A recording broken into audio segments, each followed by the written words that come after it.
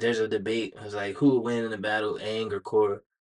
Aang was knocking people out when he was 12. In life, but that's the biggest blessing. Just engage with who you are and throw the biggest wedding. Just think of this as food for thought. You feel I'm overstepping. I got a good degree in knowledge if it's ever question. I'd rather see you shining than a Hey, hi, hello. Welcome to Chasing OK Life's Marathon, a podcast about anything and everything presented by LiveOK. LiveOK is centered around promoting mental health awareness. Visit shopliveok, that's SHOPLIVEOK.com, where the proceeds go towards making a difference. All right, everybody, welcome back to the pod. This is episode 28, I believe. Like you see, we have a special guest. Would you like to introduce yourself? Hello, world. This is Rashad. How are y'all? Hope things are swell, hunky-dory. Glad to be here. All right. So that's Rashad. We're going to be asking him a few questions. Nothing too in-depth, nothing too crazy. But he's been a long time well,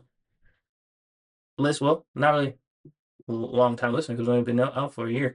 So he's been a continued listener and a fairly new friend. So we're just going to have him on the pod. We're going to be discussing some things. So let's talk about you. Oh Let's gosh. start it off. Oh gosh. All right. So, Rashad, don't fall. All right. Where am I at? Yes, questions. Where are you from? So I'm from New Orleans. Born and raised. Grew up there the last, well, at least the first 18, 19 years. Like the heart of like New Orleans, New Orleans? Yeah, New Orleans. Like, I lived through Katrina, everything. Dang. How was that? Uh, Was you part of the people that like had to move away for like? yes. So the plan originally was for us to move away. We actually had something lined up. We were supposed to originally go to Shreveport, then live in Houston for about at least a year, maybe two. My mom had something lined up out there. We were ready to jump ship.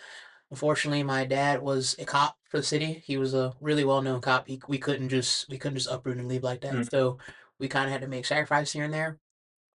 So we were really in ground zero pretty much when Katrina started. We were in the middle of the city. I mean, as everyone says, if the levees don't break, the flooding doesn't happen. Yeah. I will say the flooding was crazy. The amount of water, I believe I was around six, about say 5 or 6, and I mean I was a small child, but Yeah. I know for the most part I had to be on my dad's back because the water was like up to his waist. So you can imagine me being a small child, the water being like right up to your shoulders. Yeah. It was absolutely gnarly. I mean, just the amount of just destruction. I mean, everything. I mean, it was a really, really like crazy sight to see. Just all that. That's crazy, and I'm shocked because I would have never expect you to have said that. Because I didn't know you was from New Orleans. I didn't know you was in Katrina. But your dad was a first responder. It's nothing really the first responders in New Orleans could have really done. No, there's not much he really could have done. I mean, I feel like there was some more in-depth stuff too with my mom and dad. Probably we didn't really know about, but it was just. I mean, my mom took the sacrifice. We just stayed down. Mhm. Uh, I know afterwards.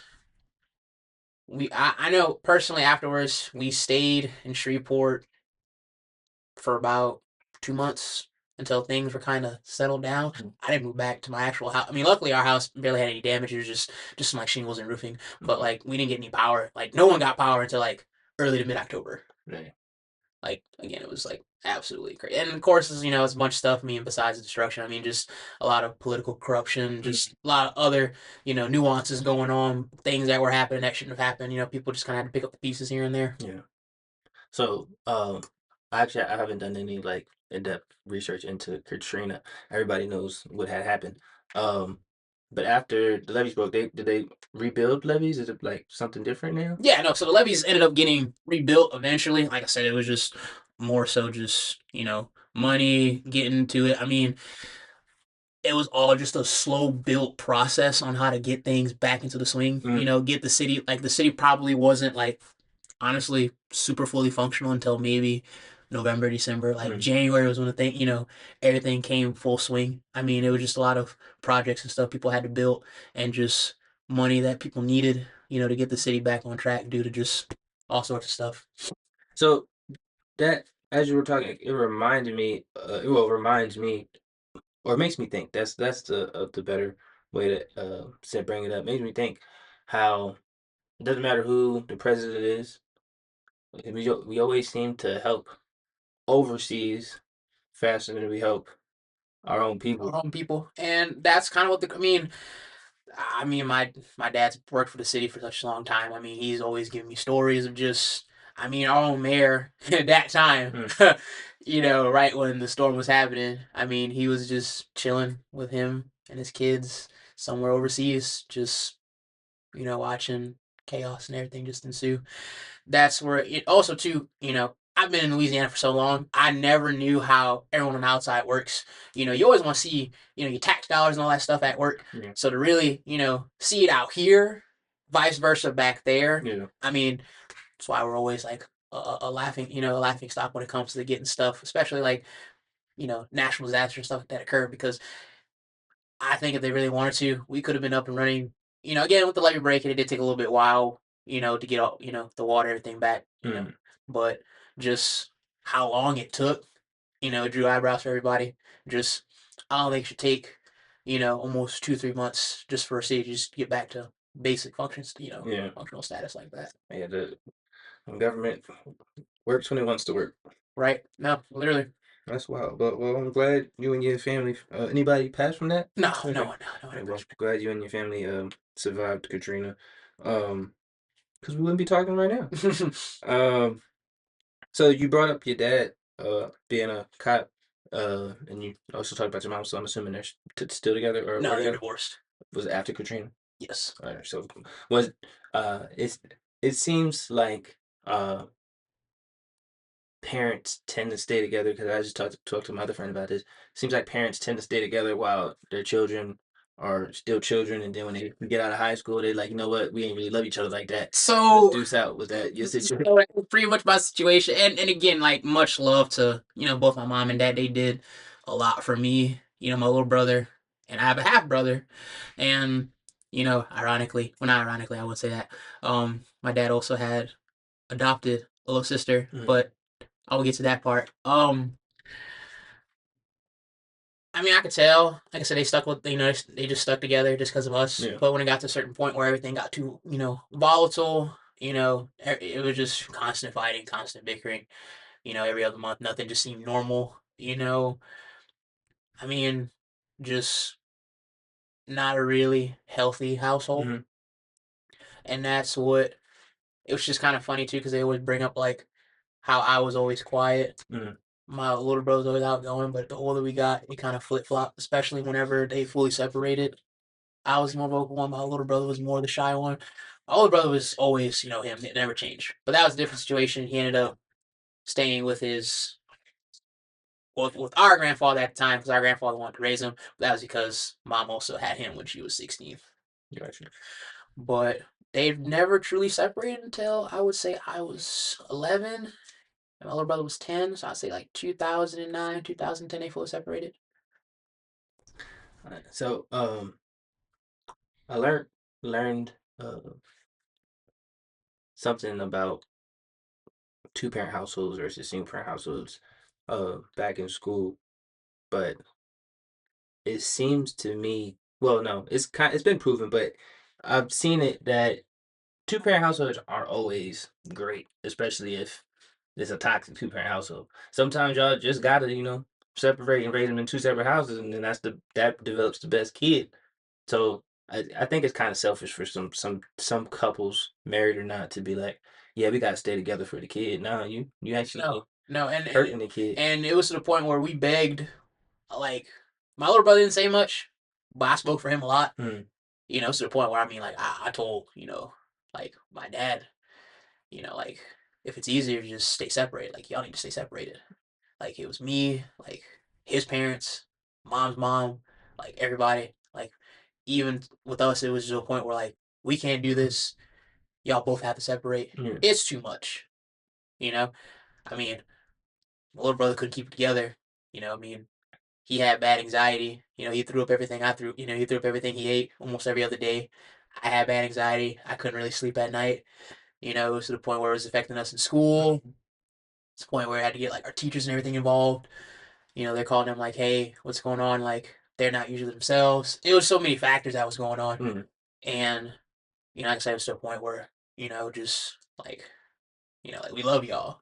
Like I even told my dad, like I want you, like I want you to be happy. That's all I want you to be happy. It's just best for us to just, you know, like we can try to make this work. Obviously, it's never that case, and people from divorced households can relate. It never really truly works out Yeah. until later on when everyone gets older and we can all have a laugh and joke about it eventually. It's crazy how mature you were at that age, because I probably would have just, went to sleep and was like, yeah, Nah, man, I'll see y'all later. it was tough. No, I tried to be that way. I tried to just sleep it away, play video games, go to school, have fun with my friends. It was just like at some point you just, like I said, it just kind of hits in you where it's just like, hey, this just needs to happen. Mm. Kind of like a F it moment. Just get out of your way. I mean, for the first couple years, I mean, it was hard to kind of adjust that. Like, ooh, excuse me, the visitation. I see my mom during the week, my dad on the weekends. It's kind of weird adjustment for the first year, Mm. but so on and so on. You kind of see how things go. The only thing I will regret, I mean, not on my end, but I will regret. I wish I was closer with my dad early on, Mm-hmm.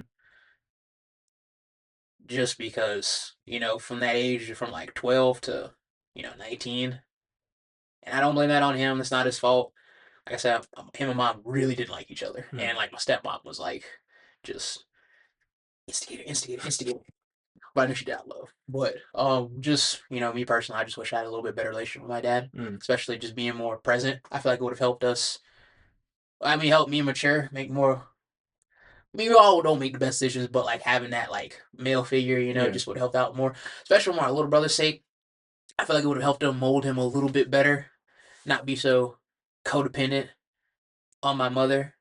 I mean, he's better about it now, but just it's like I tell my dad, it's not your fault. It's like just it's better you make right with it now than way later on down the line where it's just chopped. Yeah. Because growing up, like yeah, I was jealous of all the other kids with both their parents and whatnot, but like like everybody gets older, everybody knows like all the backstory to everybody, Mm. so it just depends.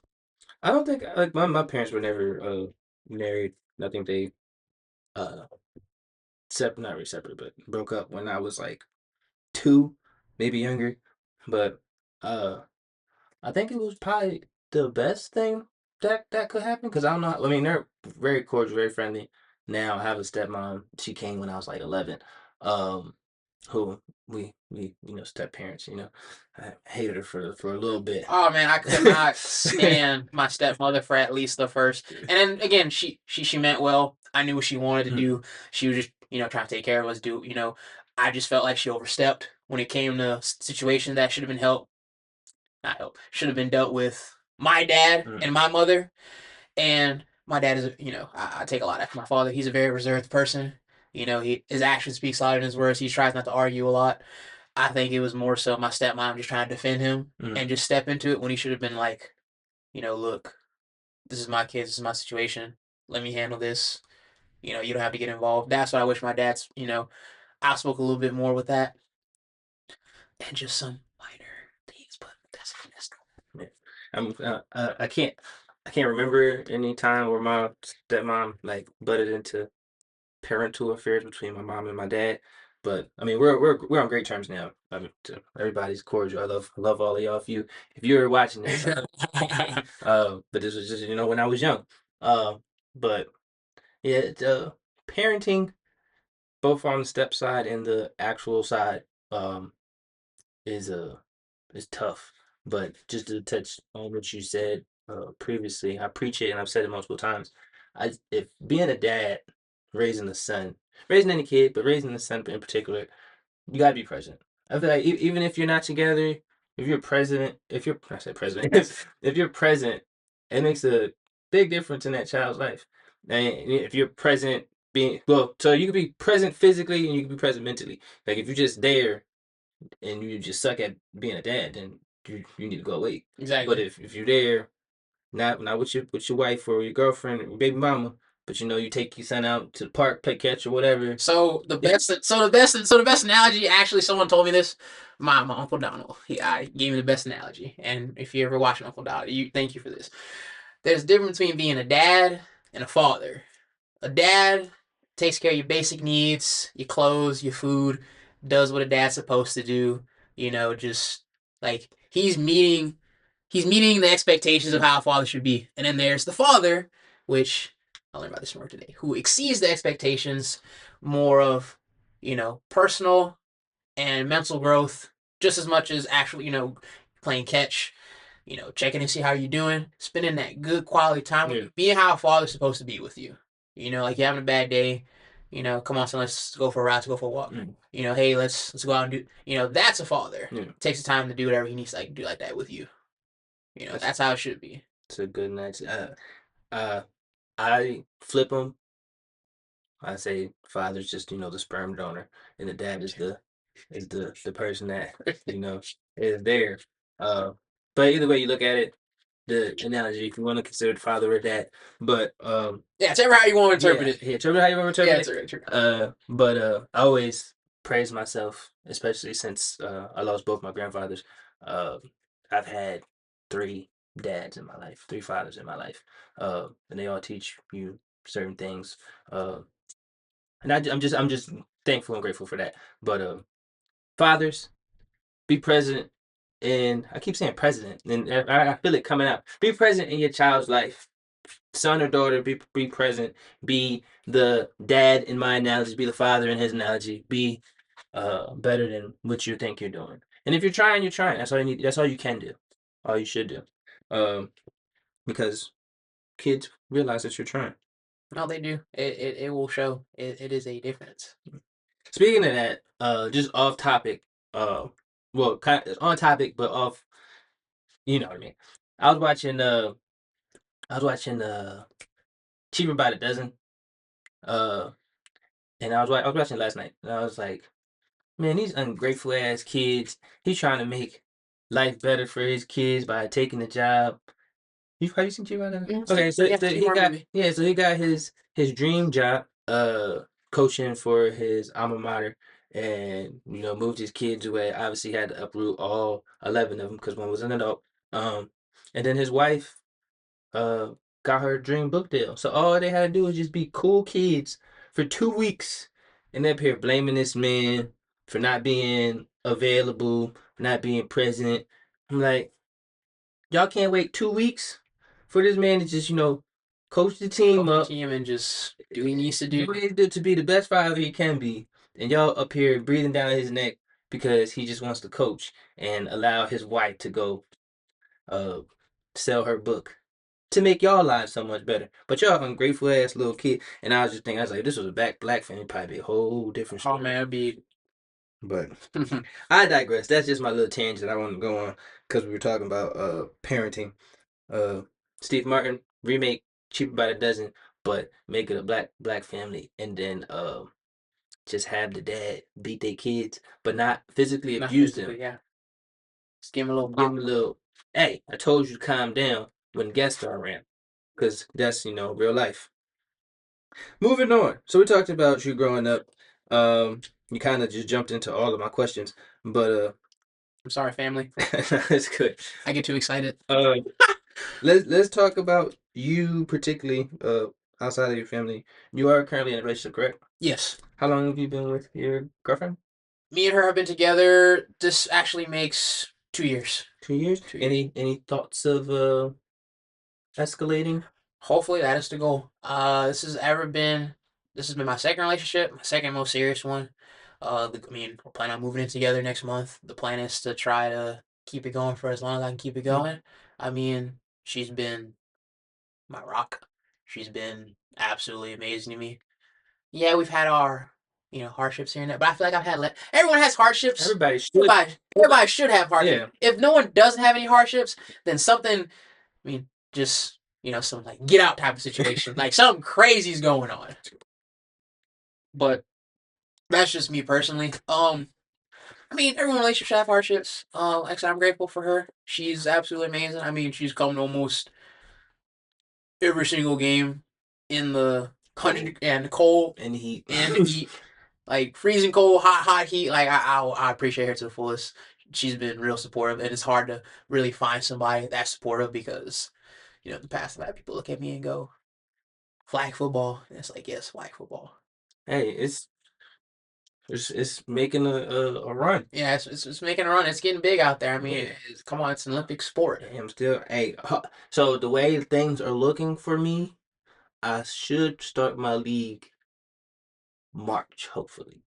I thought it was going to be September, but you need money to start the league. So Marchish, I'm gonna start my Saturday league. Be on the lookout. I'm telling you, it takes one person to start something. You get the right movement, Mm. and you just flow with it. But sorry, we're gonna get to that because I can talk about that for a long time. But no, like no, me and her have been great. We've been awesome. She's absolutely phenomenal. I mean, I wouldn't trade her in for anything.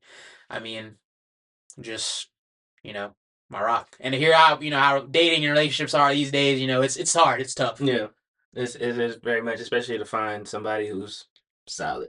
Yes, someone you can find that's solid that is either not looking to rebound with you or not looking to experiment. It's so many. Dating for me is a weird concept because go a little back. I was like, I was a big child, so like I never got any attention. Yeah. I didn't do anything until I was 18, 19 years old. Dating is still skewed for me.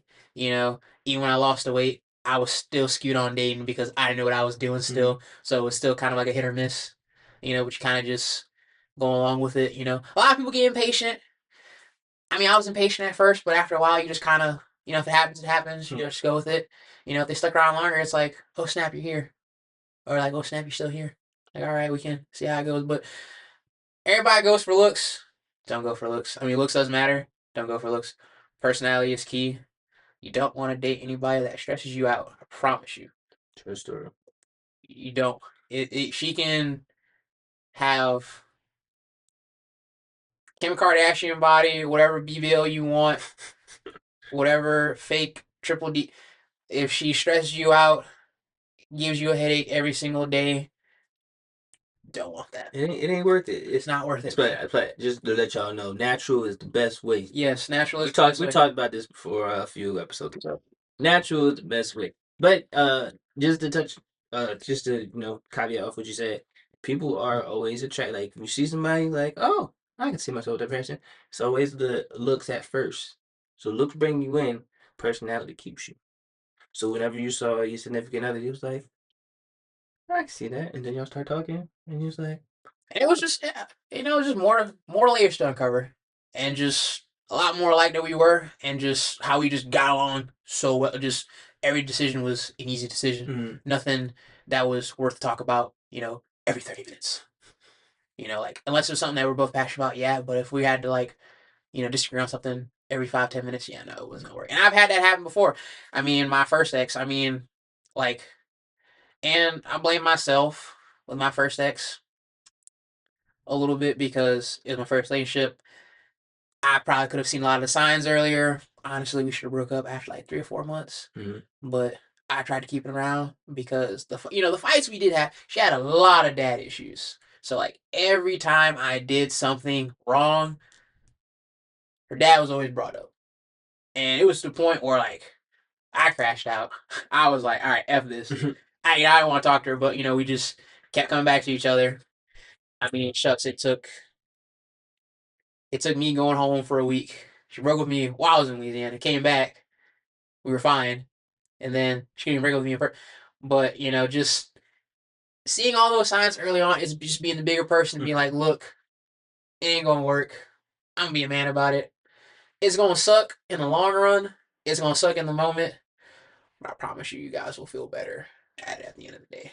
And shucks, after me and her talked about it, I mean, shucks, she's cool. I mean, she admitted she wasn't honest with me. Yeah. I mean, we, like, I love her to death. We're cool. I mean, she, admitted that, she liked women more. She's lesbian. I mean, I can't fault her on that. I was one of the rare few dudes to get her attention. I'll take that as a win. No, I kid you not. Some dudes legit will say, "Oh, well, my ex left me for a woman," or "My ex." It is what it is. I mean, I had an ex leave me for a woman when I went to boot camp. Yeah. see, this is why we're a lot more like them. I mean, it happens. I mean, that's what ended up happening with her. I mean, we broke like we didn't break up yet. We took a break, and then like next time we talked, we talked about it, and then before I said it, she was like, "No, let me talk." I did move on. I was like, "It's been a week," and she's like, "Yeah, but you know, I really like women," Mm-hmm. and she moved on with a woman. I wasn't mad. I knew that was because like everything was just dry the last few months, and I could just tell there was a lot of tension. I didn't want to hold her back, Yeah. and we just happier. Yeah, be like that. People just, especially if you're young, need to, try out some things. I never even asked you, how old are you now? 27. 27. Okay, so you've been around the block a little teeny bit. I got 4 years on you Oh gosh. as of this coming Saturday. I'm just kidding.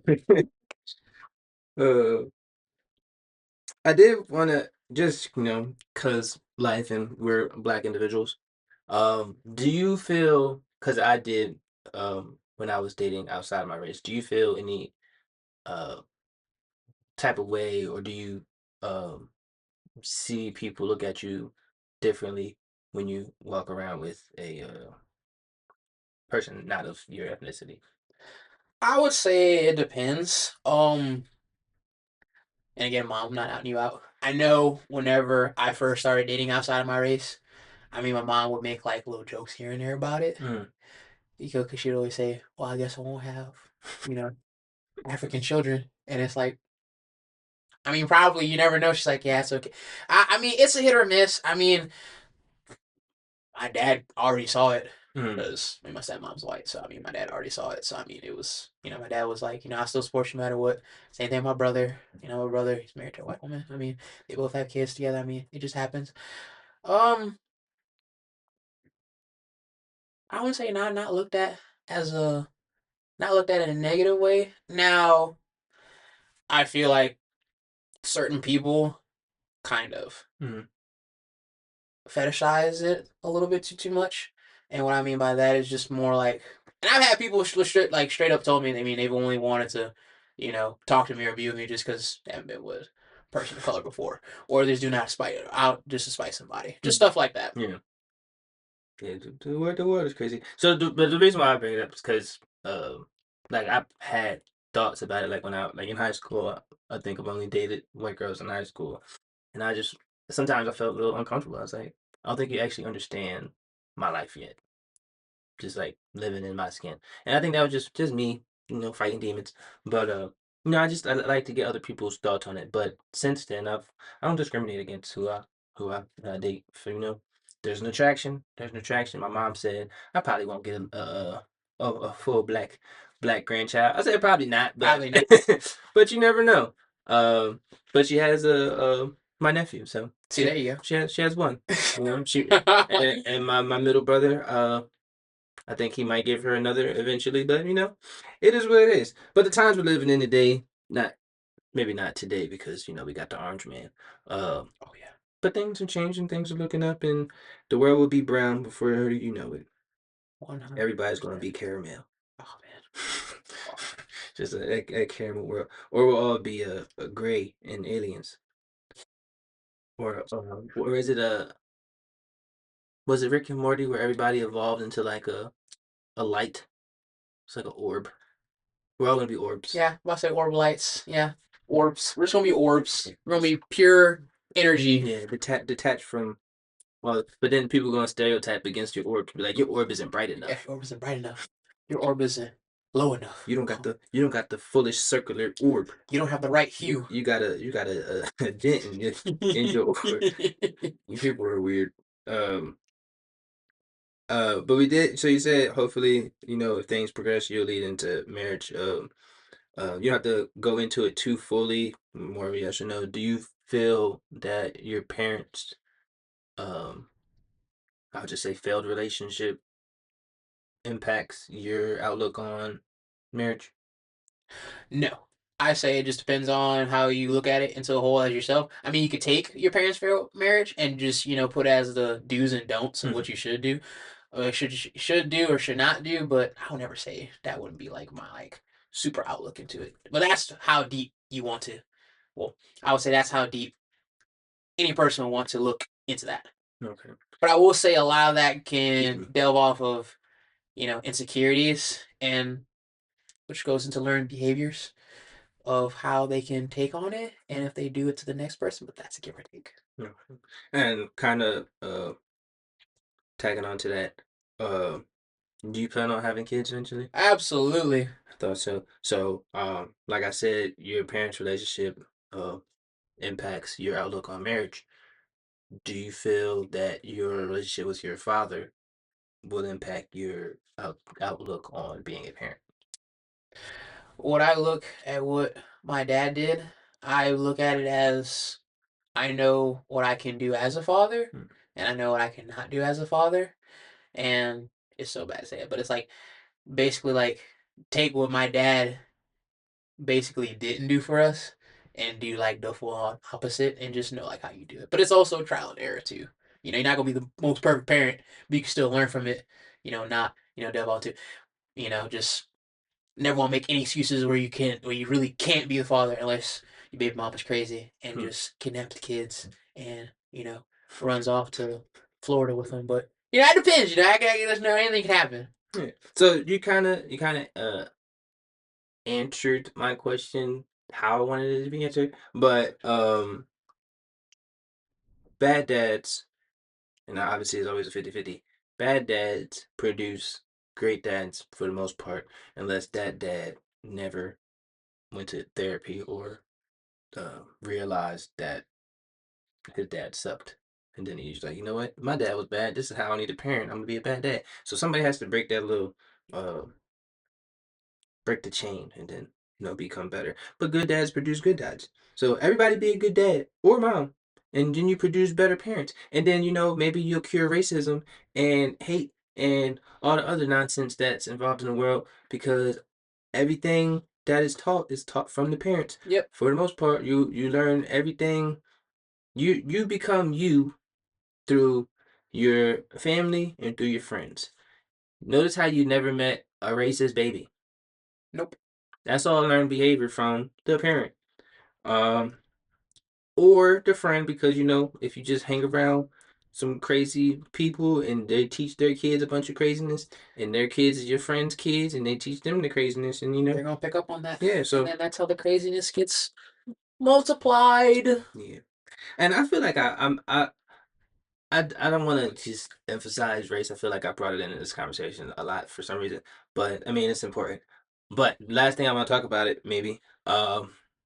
Always I was watching something. Oh, there was a black lady who adopted or fostered a white child. I Uh, might know what you're talking about actually. I think I've seen something like that. and then the guy was about to start hating on it. He was like, "Why couldn't you get a black child?" And fostering, for those that do know, for limited I do know, I know enough that you don't get to pick who you want to foster. It's not just pick and choose or buy. If you sign up to be an adopted parent or foster, they just give you who's in need. Yes, so that's feedback off of that because you can, if you do pick who you want, you do gotta pay a lot of money. A lot of money. I think my dad told me how much it was. My dad and stepmom probably just to pick what he wanted. It was probably around, I would say, 30 grand just to adopt the child around that time. I'm not too sure. Don't quote me on that. But yeah, no, in the system they yeah, it's really just who you need. Yeah. Who needs it more. It's like a little list. Like doesn't matter.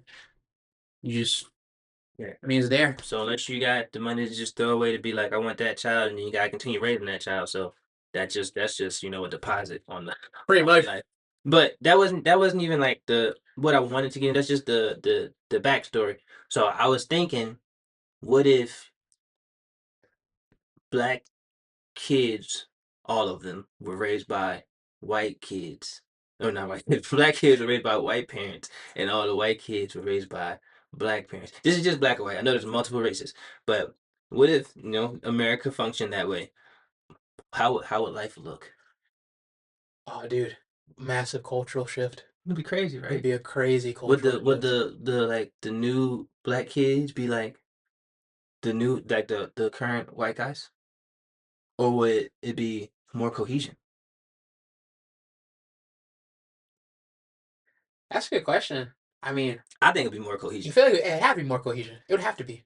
Because do you teach for those for those Caucasian parents that would teach hate? Do you teach the black kid to hate themselves, or to hate what the black people produce, which is your offspring? And then for the white parents teaching, I mean, the black children, I mean, it would be more so just, how to teach. It's different, right?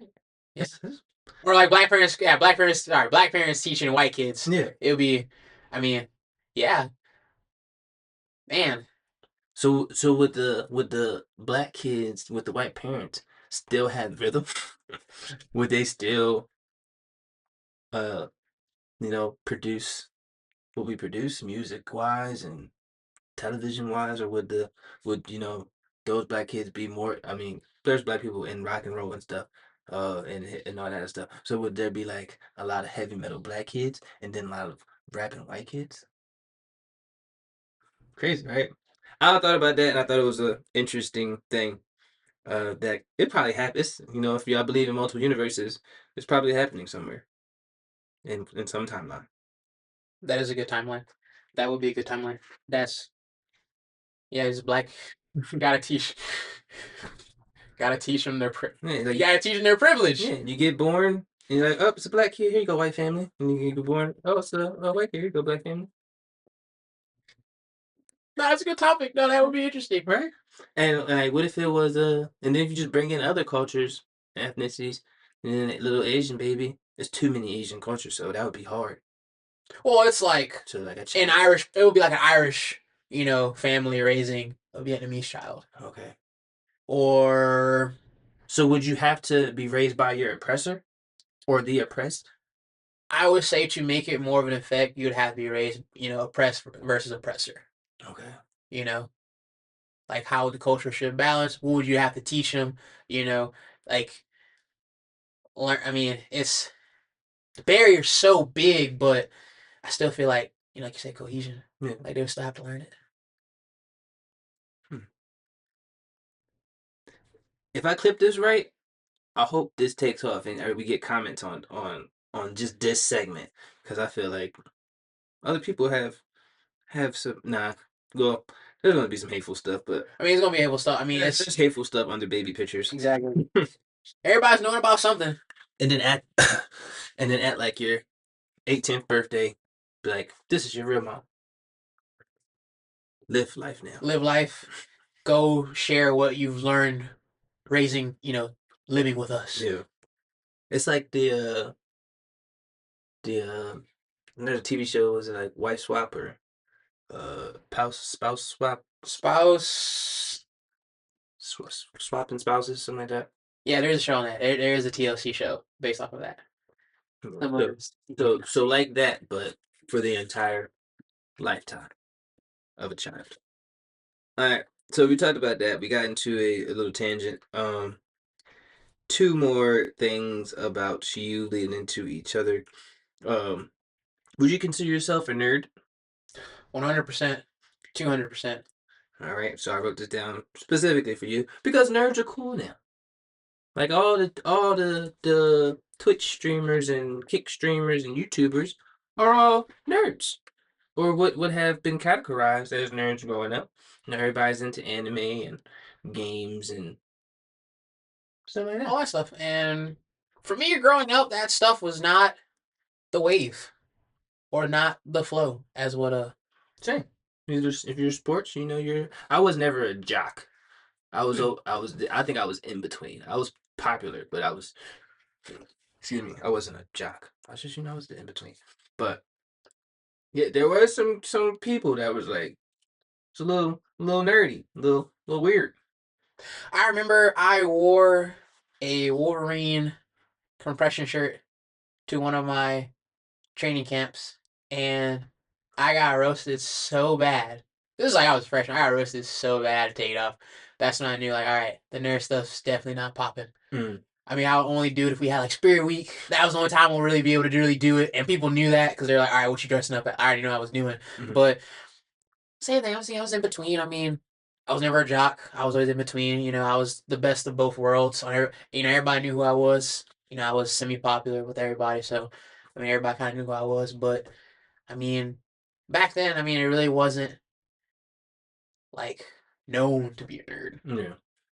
So just you made me think of it. You had a Wolverine compression. I had a Flash compression. Um, but I ain't get made fun of because I'm good. I'm not saying you were good, but you can make fun of me, but I'm taking your ankles. Exactly. So you can laugh at my if I had a Wolverine, you can laugh at my Wolverine shirt on the ground because you're not catching me. But yeah, that was just my little tangent. But yeah, I nerd out. So I got my Deadpool, my Black Panther. Aang is the best. I don't want to break him. He fell off before we were. My little Aang Avatar is the best. That is the best one. Korra I sucks. don't think Korra sucks, but she don't compare to Doesn't to compare to that OG man. because I watched a little bit of Korra when it first came out. Korra was definitely symbolic, Yeah, but they could have done her character a lot better. yeah. I had to rewatch it because I was like, man, I was hating on Korra. Let me rewatch it and see what it was about. I was hating on Korra too. I had to force myself to rewatch it, really learn it. I, I think it really just all came down to just writing and situations, and they could have just did her better. Yeah, but you can't compete with Aang. And everybody, there's a debate. It's like who would win in a battle, Aang or Korra? Aang was knocking people out when he was 12. 12, man. This dude was 12, knocking out armies. Hey, destroying the whole Fire Nation. Like, Come on, man. what y'all gonna do with? He took down. And he ain't really have an airbending coach like that. No. Or he barely had the fire coach, but still, like, imagine if he had all that time to train like Korra did. Bruh, Korra ain't gonna no smoke. Korra wasn't no smoke. Aang, Dude was still whooping when he barely learned water. He didn't even master water yet. Yeah. He was still. I'm not gonna say much. yeah, and since he was young, he had a little temper tantrum most of the time.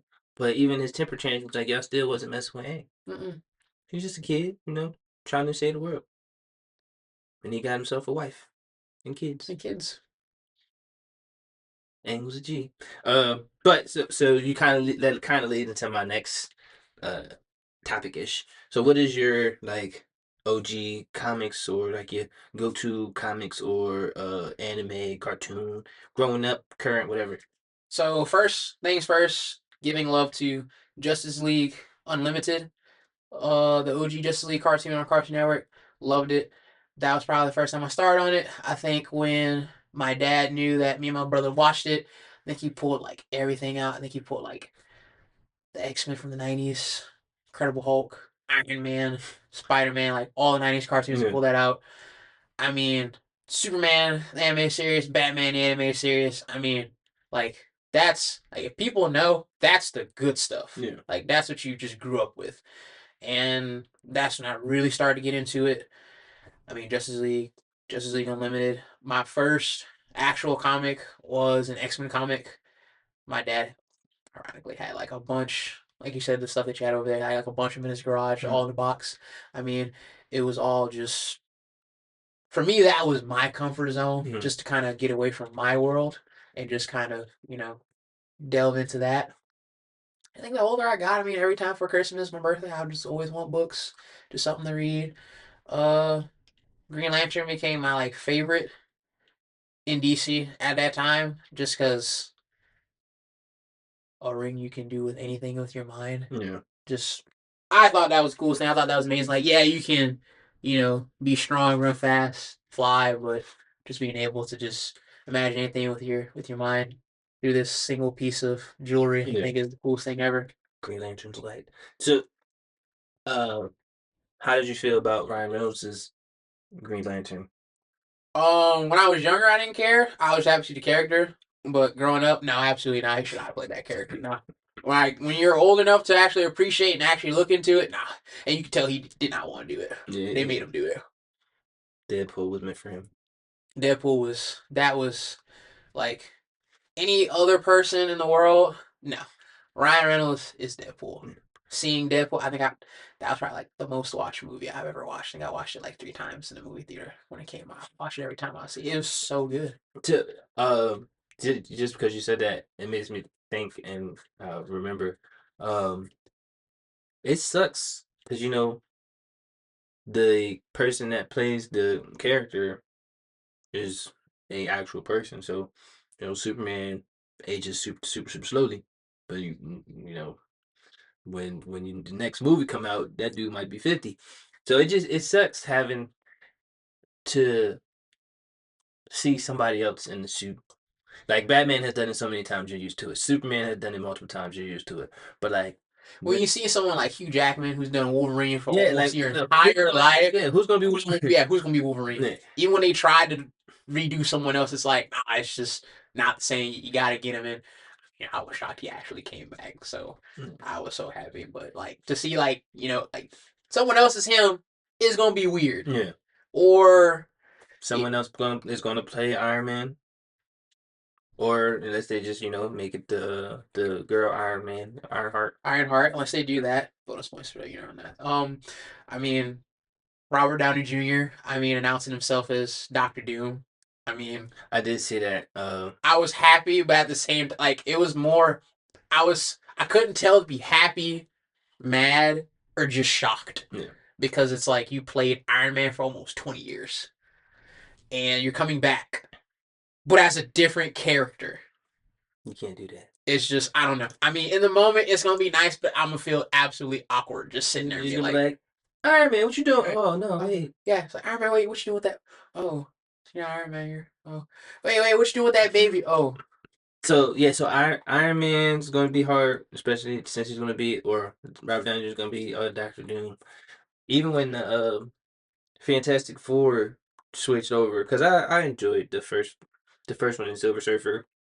And then they remade it with Michael B. Jordan. And I'm all for, inclusion, put our people and stuff. But I was like, Johnny ain't black, what y'all? Yeah, no. What's the purpose of that? Oh, he's my adopted, or I don't know, whatever brother he was. Well, that makes sense. Then they made the dad, they made the dad black, but like his sister wasn't his actual sister. Yeah, it was all such a weird thing. That's unnecessary. Stay with the story. Like you can do it with certain things. Y'all got up in arms about the Little Mermaid. That's a cartoon. It don't really matter. Plus she's a fish. She don't really have an ethnicity. Exactly. It's remade every so much often. They gotta do something different. Man, but if y'all gonna make Johnny black, make Susan black. Yes. So just they already family.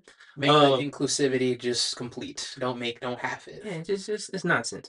But other than that, keep including people. But yeah, like back to the original point, like it's gonna suck just seeing new people in suits, especially when they get older.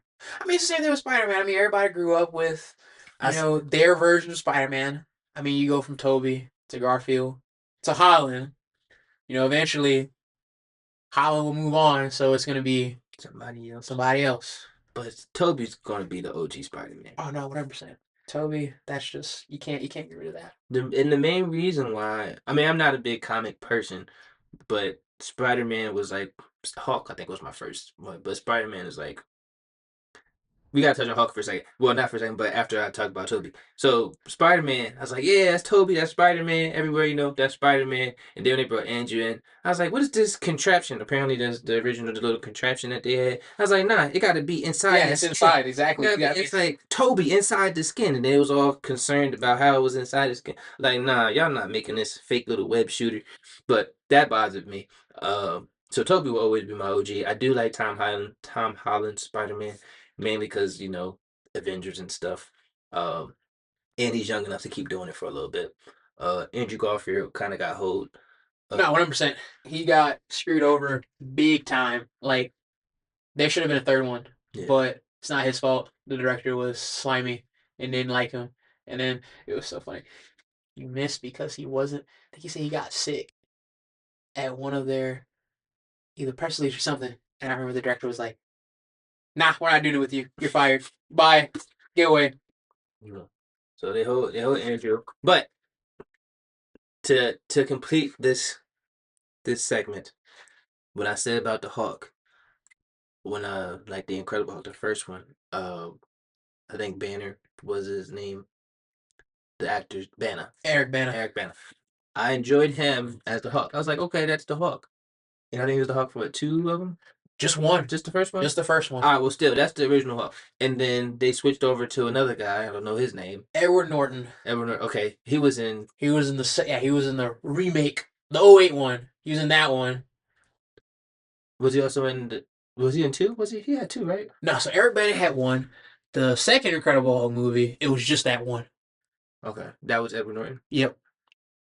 And then, but was the second one with the I forgot his actual name, but the spiky Yeah, second one, yeah, the Abomination. about it. Yeah, Okay. Abomination. And then he didn't have a second one. They were supposed to do a second one, but I think that's when they just straight jumped right into the Avengers. Oh, and then they brought in I forgot his name too. Mark Ruffalo. Mark Ruffalo.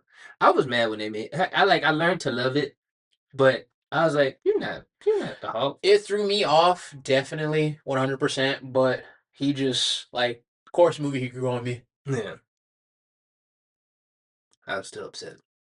Oh, I was Like, upset too. y'all just keep changing people. But I think I was more upset that his face was the Hulk. Like Mark Ruffalo's face. Like Edward Norton, his like the face for his Hulk felt more natural, Yeah. but to see like Mark Ruffalo, I don't know, it just feels weird. Yeah. But I mean, the same thing could be told for an Iron Man because Rhodey was Terrence Howard True. in the first one. And I think Terrence Howard wanted more money. Yeah, Terrence Howard wanted more money. They wouldn't give it to him, so they went with Don Cheadle, Mhm. which I didn't pay attention to that at all. I didn't notice that. My dad pointed that out, and then it was kind of it just flew, and it just flown throughout the rest. Like no one said anything. No one was like, they were like, it's good, it's fine. They did that to Aunt Viv, man. I'm saying, like, it's crazy. Y'all be changing people. We just gotta stop growing attachments to these people. All right, so we talked about comics, talked about anime, uh, and you said you liked Green Lantern growing up, but you have an anime. You're an anime fan, correct? Because I see the tattoos. What is your go to animes and what inspired the tattoos? I mean, as people have known me and seen, I mean, Dragon Ball Z was probably the anime that I grew up with. There were a couple that I watched. Some people probably like Inuyasha was one. Cowboy Bebop. I'll recommend it to anybody. Whoever started anime, Cowboy Bebop is. I mean, the jazz opening is just absolutely great. Yu Yu Hakusho, Fist of the North Star. That's like my like OG top main core to start off with. Dragon Ball Z. I'm just seeing a blast come out of his hands like doing this. Just kind of just was like it just stuck with me as a kid. And I also blame my dad too. My dad like made all of us watch it because he started it off and like that's all he was watching. So we all just kind of like sat. We're like, Dad, what's that? He's like, just sit down and watch. And we just kind of took off with it. You know, just the thought of characters, you know, screaming very loud, calling it powering up. I mean, I just thought that was the coolest thing I ever saw. I mean, it just, I mean, it's a great show. I mean, it's awesome. It's like I will tell that to anybody. That's like number one. I mean, just the fighting, the techniques, just the story, just everything. I mean, it's a really good show. It's just a really good show. It is a good show. I recently, maybe 2 months ago, finished watching Dragon Ball. Just because I was like, let me put something on. So I watched all of Dragon Ball. I got to get back into Dragon Ball Z, but I got to watch it without all the damn fillers where you are they're screaming Yes. for half the episode, go into a backstory, and then they're screaming for half the next episode, go into the other guy's backstory, and then 10 episodes later, and they fight for like throw the first punch. yeah, like a minute or two of fighting, and it's like, all right, we're gonna talk, Yeah. and then it's just a back and forth. So I need to watch it without all the fillers, but then I'll be satisfied. Because when I was on the ship, I watched like 300 episodes, just like, and I was just sitting there, like, man, why do you just keep screaming? I got things to do, fight. And then, I didn't want to skip to the next because I'm probably gonna miss something. And I was like, and then my friend was like, yeah, it's just a bunch of fillers. So I had to like look up the filler, but at that point, I was just like, yeah, I'll just come back to it. But I'm grateful for technology because now they have websites where they include the entire series without filler. Back then, it was not. You had to watch all of it. yeah, so and I'm a binger, so I'm glad that I didn't grow up watching it. Because I would be upset having to wait every week and then wait a year or so for the next episode and then keep waiting. So now that's why I watched Dragon Ball like straight through. It was like now I know now I know Baxter. And there wasn't a lot of filler because it was brand new and you didn't have to go back to anything else. Nope. which is the crazy part. And speaking of that show, as just in the whole, but just in anime in general, growing up, I always seen anime as like a household kind of thing. Mm. Especially like in a black household kind of thing. Because like I said, that's what brought like me and all my cousins together. I don't know, it was just a weird thing. Like it would be me, my cousins. Like anytime I remember my cousins flew home, you know, I was just watching it on TV, and they came over. They were like, "Are you watching?" They're like, "Yeah." And everyone all just sit together. It's like a household name kind of thing. Everyone just sits together and watches it. I mean, back then it was crazy. Everyone would get ridiculed for it, Mm. or not much really like merchandise was really around for it. But like just how recently it's just taken off. Yeah. I think it has to do with social media. Because as much as I hate it, it pushes other cultures. And people keep seeing all this anime, Naruto, if you say Naruto, however you want to say it, Dragon Ball, Yu Yu Hakusho. I started watching that. Well, I finished watching that a long time ago. Um, but yeah, it just pushes all the stuff. Now they doing live actions. Live actions and all that kind of stuff now. It's like, I mean, where was this earlier? Like, where was this when I was around? Yeah, so social media and platforms, the internet just spreading everything. But I'm glad it's out now, because it opens up everybody to something new. But yeah, I do enjoy what it's done. Because originally I was like, you watch anime, you're weird. But now I enjoy it, especially One Piece. I'm a One Piece fan. I'm not a sub person. I know people who prefer subs over dubs. I can't stand subs because I need to hear it Yes. and pay attention. So that was a weird adjustment because I was always a dub person. Anytime I heard it in Japanese, I had to change it.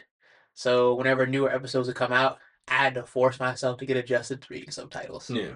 I mean, after a while, you kind of get used to it, but I would rather be a dub person than sub person.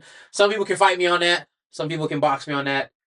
I like dubbed. It is okay. I need to hear the words. Yeah, especially because I'm not gonna sit here and pay. I get everybody got short attention spans nowadays, but I like even if I'm like not paying attention and I hear some crazy like, oh, that's happening. Yeah. But yeah, so I love dubs. I was watching One Piece, catching up all episodes, and then they were on a ship. Like there was like a cliffhanger, then they were on a ship, and the next thing you know, I hear Luffy's high pitched voice in Japanese, and I'm like, what Yeah, happened? what happened? You gotta like go 10, 20, 30 seconds back, like, all right, what did I miss? Yeah. So, but when it's subbed, unless I really need to know what's happening, I'm not watching it because I gotta pay too much attention. My attention span ain't that great. No, exactly. I have to like legit block off like my own time just to like, all right, I'm gonna sit here, I'm gonna watch it. No one bother me. Mm, Need to catch up on something because I can't just make it background music. yeah. Same thing with Naruto. I actually got to finish the last 10 episodes. I've been procrastinating because they're all dubbed now, but they recently dubbed I think this year.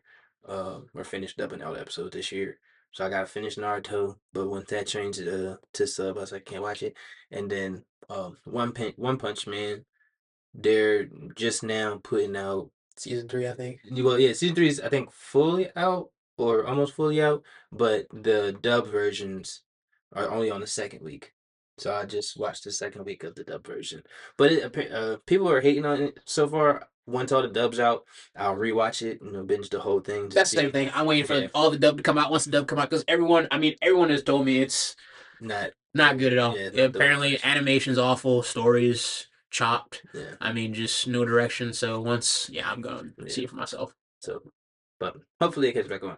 But I feel like this is the pod, and we go on tangents and. I mean, we're not done yet, but we've had a great conversation about you personally. Went on about an hour. So it's been great, learning things about you, but to go into the pod, I don't know if you've seen or listened to the most recent ones, but I'm trying to do more structure. So I've been doing sports segment, and then a current event segment, and then a topic of the day, or of the 2 weeks.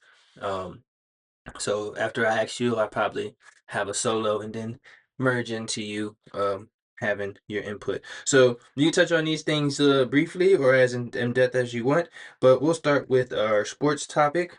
Do you have a favorite sport?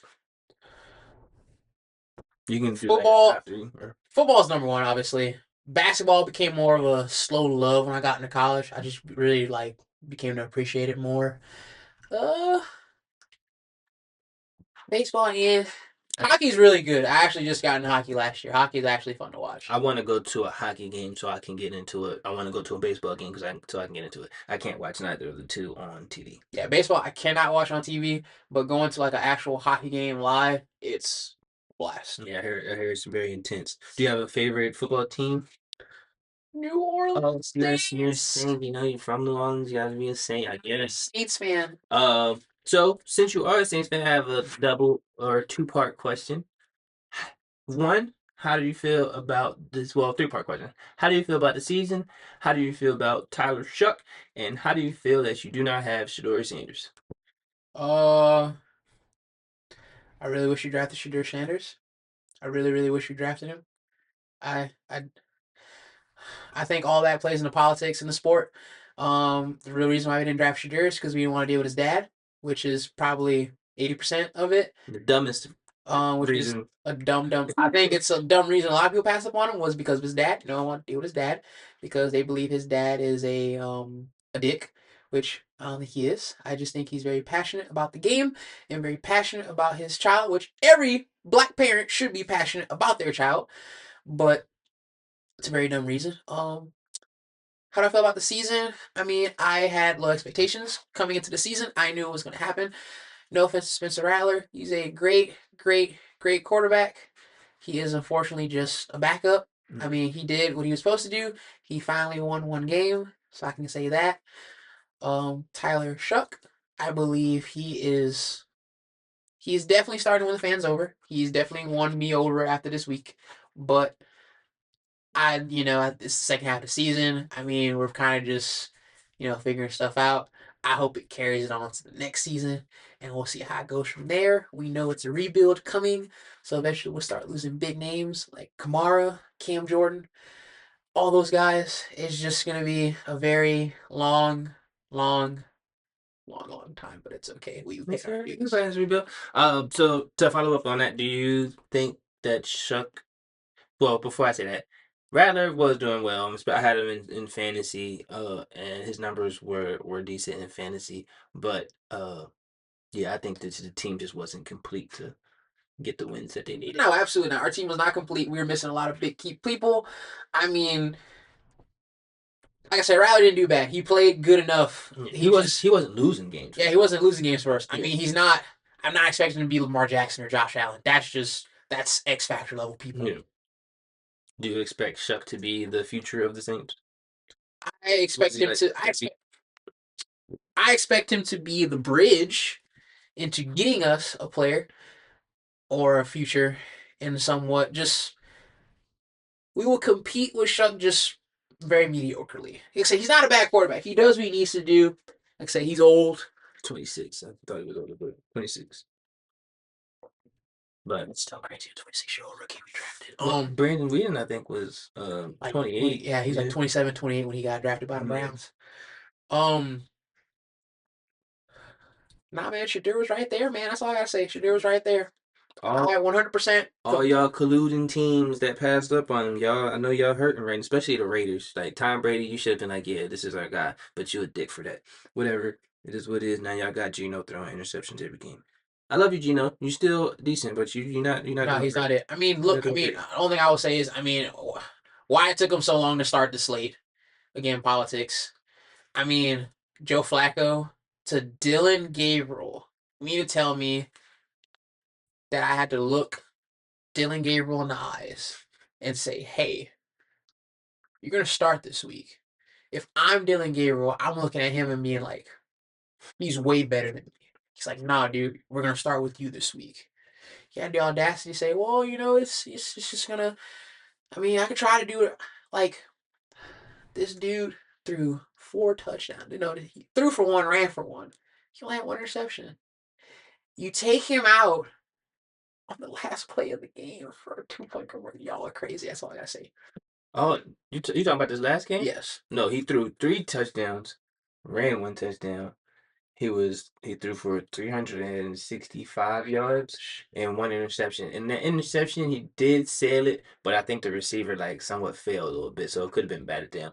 But regardless, it was an interception. But he had a great game, and y'all ran two-point conversions to get the 2 points y'all needed to just tie it when you could have just kicked the field goal 2 times, win overtime. Win overtime. That's it.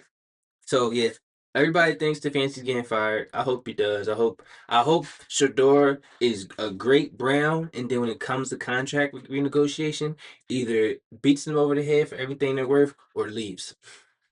I mean, shucks. I've said this. I mean, Shadur Sanders or JJ McCarthy. I'm taking Shadur all the way.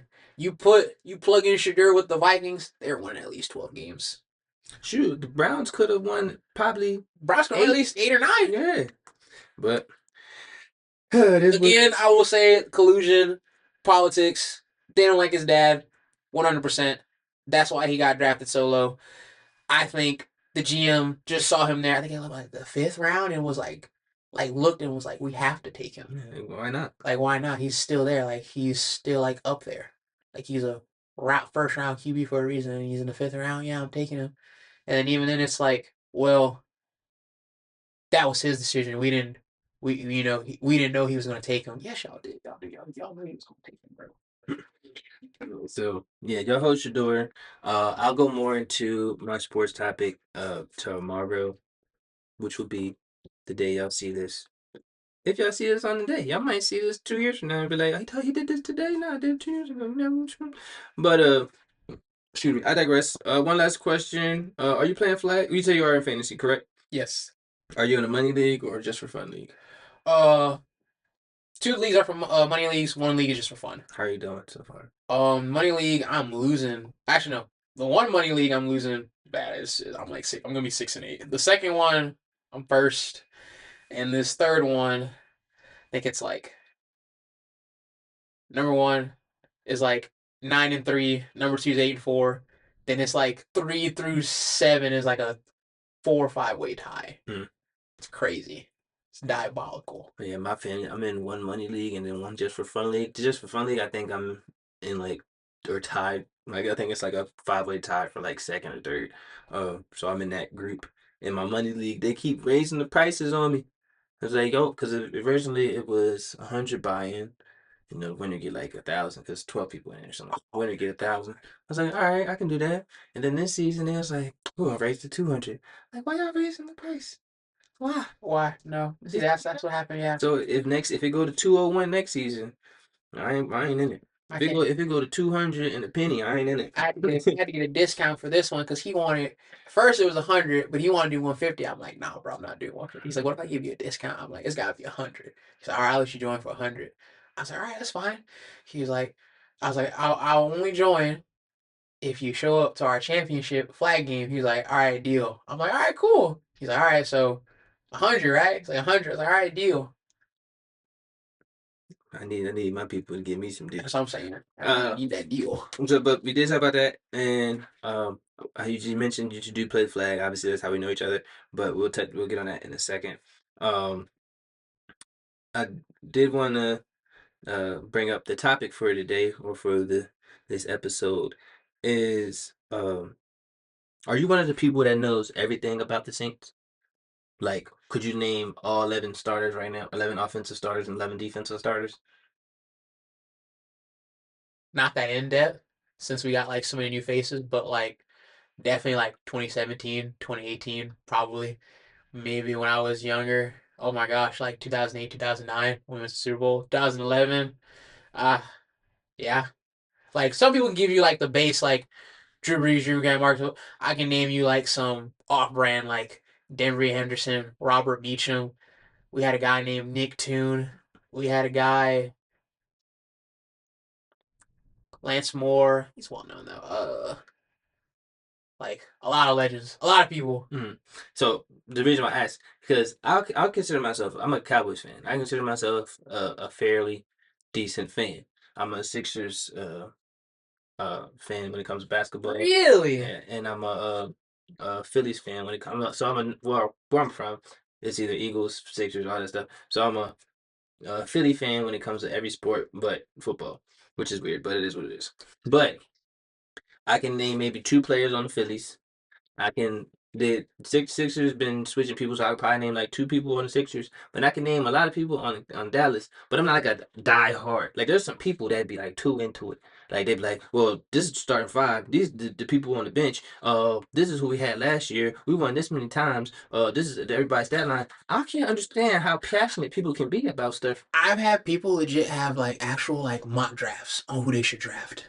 Like full on like go in their office, there's like a whole mock draft board on like this person we should draft this first round, second round, third round. I'm like, dude, I'm looking at names. How do you even know these people? Like you watching college, you watching the high school tapes. Be like, okay, this guy's gonna go to Ohio State. Once you go to Ohio Yeah. State, he gonna be like this. And I'm I mean, passionate about some things, but I don't know how people can be this passionate, this take over my life.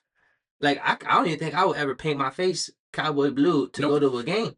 I don't think you're gonna catch me wearing a $200 helmet that can open. Like I've seen that. Yeah, It's crazy. I don't see how people can let things like that take over life. And I said that not even just to pertain to sports, but like in multiple aspects of life. Like you do have Dragon Ball Z tattoos.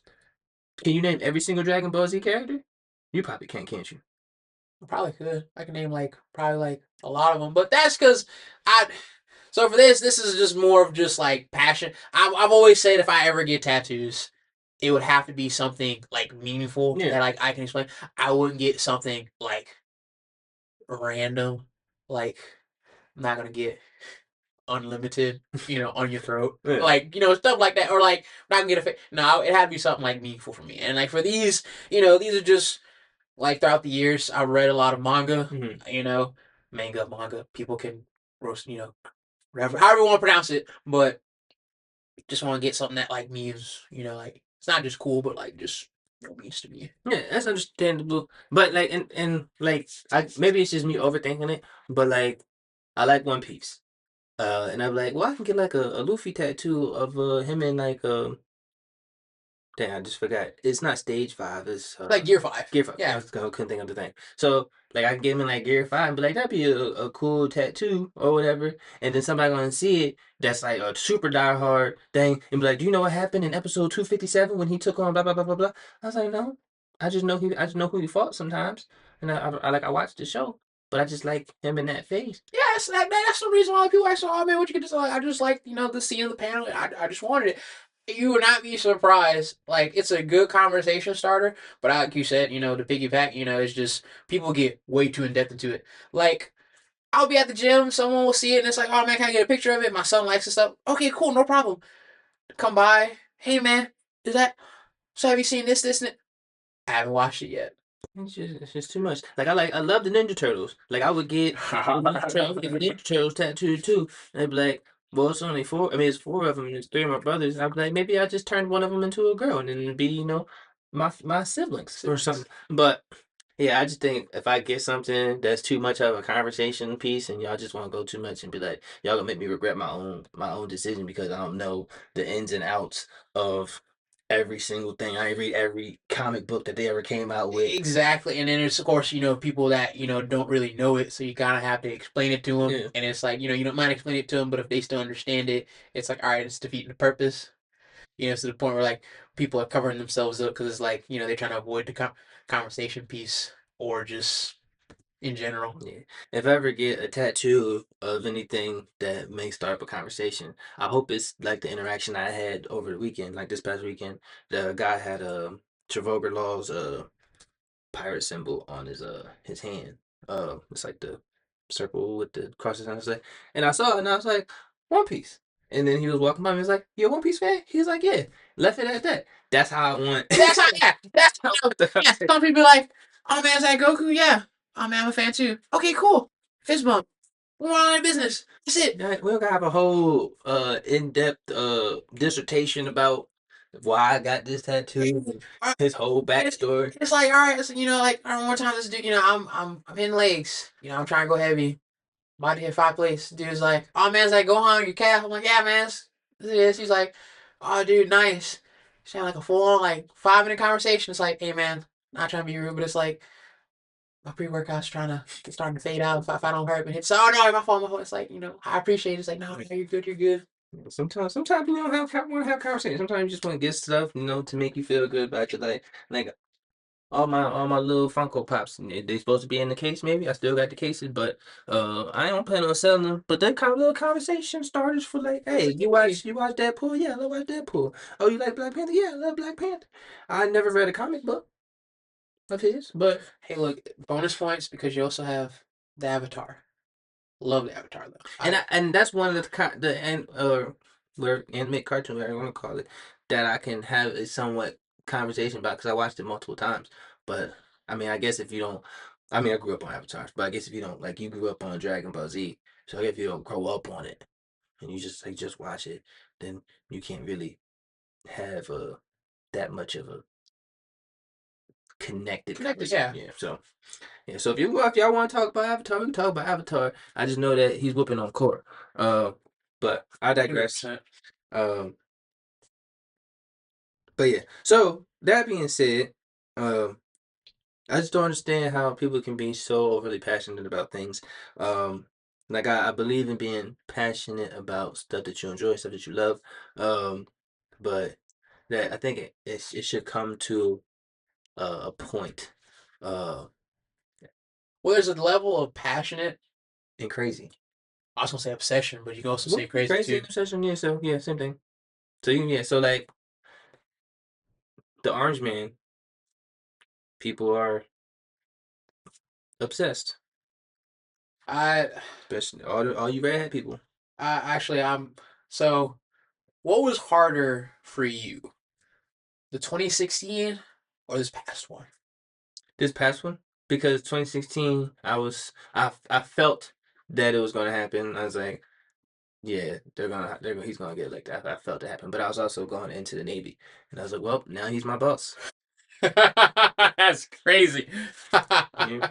He's my boss. And I uh, and I don't think he did much in 16, and I feel like uh because of the non-reelection, it just messed up his whole mental. Um, well, like the back to back. back to back. Yeah, Yeah, because he didn't. Yeah, he didn't win in 20. yeah. So because of the 20 loss, he just went crazy for it now. But that's the Orange Man. Hopefully, I mean, y'all know how I feel about the Orange Man. Um, but that leads into another conversation for our current event. One of our two current events or three current events that I want to talk about. Do you think you don't have to go too much in depth? Do you think that there should be an age limit to um elected officials, and are you afraid that if you say yes, that's considered ageism? May I ask ageism? Ageism is discriminating against somebody based on their age. That is a new thing I've just learned tonight. I will say, I mean, yeah. I mean, no offense. I wouldn't want my country to be, because no offense, I mean, you could be in your 70s, 80s, get elected. Next thing, you can, in a year or two, you croak. And your vice president, no offense, is probably no idea what he or she is doing. Mm. So you kind of just throw into the wolves at that point. I mean, I feel like someone, I say 40s, 50s. I think the cutoff's around 40. But yeah, 40s, 50s. So you can't run until 35. Okay. Yeah. I would want someone a little bit younger, more not high strung, but more, gung ho, able to do a little bit more, Useful, than like they, Obama. yes, 100%. Being able to be active. Yeah. As a president, you should always be proactive.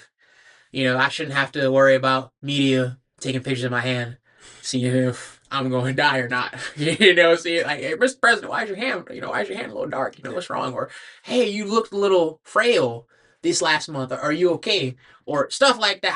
I don't want the media questioning into my own health, because that's just gonna make it worse. Because being a president is all stressful enough already. You don't know what you can be going on through behind the scenes, and you don't need the media, as vultures as they are, harping on what I'm doing 24/7, wondering if I'm physically able Yeah, to even lead the country.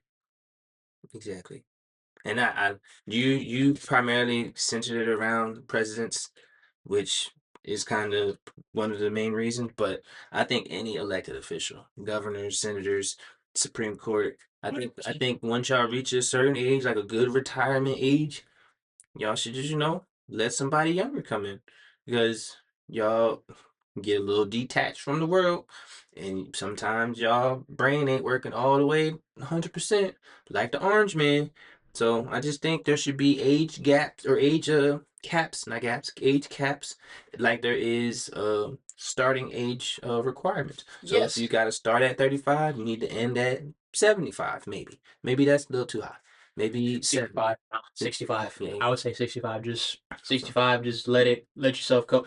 Because I mean, like I said, I I mean, on the Supreme Court, you got people that can't leave until they're actually dead. Like I'm in my 90s, still having to they get can up. leave, they just choose not to. See, that's even crazier. I Yeah. just It's all elected officials that don't really have term limits all have the ability to leave. They just choose not to. I don't think Supreme Court are elected officials. I think they're appointed officials. Yeah, because the president has to appoint them. Politics. But yeah, so maybe I'll touch on that a little bit more. I don't even know if I'm gonna do a second thing, but I mean I'll touch on that a little bit more. But I think there should be there definitely should be a age definitely cap. some age gap. Also, that would help out more with people wanting to get into it, or you can have a much brighter, younger generation. That's just my two piece. Right. And I do believe that people of all ages can do certain things, but I just think there should be a limit. I'm not being ageist, so don't come at me, my people. Um, Another quick thing. I know you're only on episode 1, but the documentary did come out. Feelings so far. Very conflicted, but just not conflicted like that, but just more in just awe of just how much information that was just There put was in. a lot of information through 4 episodes. You were by episode 4, right? In episode 4, you're like, dang. I mean, I'm pretty sure my perspective of him is going to change. I mean, my perspective of him has already changed with this whole trial, but it's definitely going to change. Definitely after I finish it probably by like I'm gonna be honest, I'll probably finish it by like tomorrow or like Wednesday. Yeah, I So finished it in 2 days. I don't know if I finished it in 2 days or 1 day, but yeah. Maybe once he leaves, so I don't know. Y'all are getting the unedited version right now. So maybe I'll talk about episode 3 and 4 or 2, 3, and 4 because he definitely did a lot of some of the things that y'all didn't that the jury said he didn't do. Um Speaking of that, excuse me, you don't gotta talk about it. I know jury selection is hard. It's a hard, difficult process. I've never been part of it. Um, but if any of your jurors express fan-like interest towards the defendant, then maybe they shouldn't be on the jury. Cool. All right. Y'all should like maybe do like a little bit of a background check. Be like, oh, dang, you took a picture with homeboy. You a fan? Yeah. Last thing on the current events, based on the Diddy thing. I've always had this thought. Um, and before I go any further, I do believe that you should believe what people tell you. If somebody is in danger, if they think they've been assaulted, then you should believe them. If a woman feels they're in danger, if a man feels they're in danger, you should believe that person. I'm not discrediting anybody at the moment or when I say this, but my question is based off events that have happened. Do you believe, or what are your thoughts of people's lives being drastically affected by accusations? And 9 times out of 10, it's a man's life being drastically affected by the accusations of a woman. Just to give you a little bit of background, in 2 parts, um, Diddy has been accused by over 100 people of sexual assault or misconduct of somewhat form of nature. I'm pretty sure at least half of those are accurate. The accusations have negatively impacted his life. Let's say all of them were false. All of those accusations have negatively affected his life. That's one example. I watch a show called Matlock with I forgot the lady's name. but the old white lady, she you know what I'm What talking are you talking about? about? Okay, I watched a show called Matlock, and in that show there is two junior lawyers, one male, one female, and in real life, the female one accused the male one of sexual misconduct of some sort. It was investigated, and he's been kicked off the show. So her accusation affected his life by taking away his job. All that being said, what are your thoughts if you feel as strongly as I do about it? Like I said, I think you should believe the person, but I also think there should be repercussions if the accusation is false. I know I said a lot of words. No, you're good. Yes, you should always believe anyone who is feeling some kind of danger or feel as if they've been taken advantage of, especially in a very negatively way, but also yes, to backpedal on your sense, not backpedal, but to go on your sense also too, the accusationer should also feel some kind of punishment. Accuser. Sorry, the accuser, you know what I mean? The Nah. accuser should also receive some kind of punishment because you're also putting someone's not only, reputation, but you're putting their life, in jeopardy, especially if, you know, you got a lot of people believing that, it happened. I mean, with if 100 people coming out saying all this stuff about you, Then it probably happened. probably happened. Deshaun Watson, all those women that said that's happened, several massage. I mean, It probably happened. probably happened. Come on, man. Yeah, I mean, if it looks like a duck, talks like a duck, quacks like a duck, it's probably a duck. Probably a duck. But I'm just saying, there should be some sort of punishment if it is proven that it's false. Like, what's his name is a good example. Megan Good's boyfriend. I don't know if they got engaged. Gosh, Jonathan Majors. yes. He was accused of all this nonsense. Lost the Marvel contract. Lost multiple roles because of what he was accused of, not found guilty of, accused of. And once his thing got settled, and I think he was found innocent and everything. I think Marvel asked him to come back as Kang, whatever it is. So I mean, you can come back from it, but your reputation's already like, dang. Yeah, reputation's already taking a very big hit. Yeah, and Chris Brown. I mean, he obviously was found guilty. We saw the evidence, and Rihanna's Trinidadian Haitian. What is she? I don't know. She an islander, and I know that I don't know for a fact. But my mom taught me if somebody puts their hands on you, she told me never hit a girl. But if somebody put their hands on you, you allowed to hit them back. I'm not saying Chris Brown was in the right. I'm not saying he was in the wrong. I'm just saying there's two people that was doing two different things, and y'all. I think he helped his life out. He had a daughter and his child, and I think he's on the right track. But y'all always looking at him like, dang, he put his hands on Rihanna, but y'all not like, oh, Rihanna put his hand. Well, you gotta realize too, there's only so much, I always say there's a threshold. I mean, you constantly getting beat every inch, and I mean, growing up, you're supposed to just take it, or you just walk away. Same thing with you. If someone puts your hands on, someone put my hands on me, I mean, it's just like, you gotta defend yourself. You have to defend yourself. And apparently it was in the car. There's a small confined area, and you getting beat on. I don't know. It just depends on who you want to believe. But I feel like we're going down a slippery slope that I don't want to really get into because I don't want to get canceled by my two followers. I got 60. I think I'm at 62. I will be up there when we get to 100. Somebody's gonna get $150. That's still a thing. I just haven't been advertising it as much. But before we continue to go on this long tangent, believe people when they say something, but don't.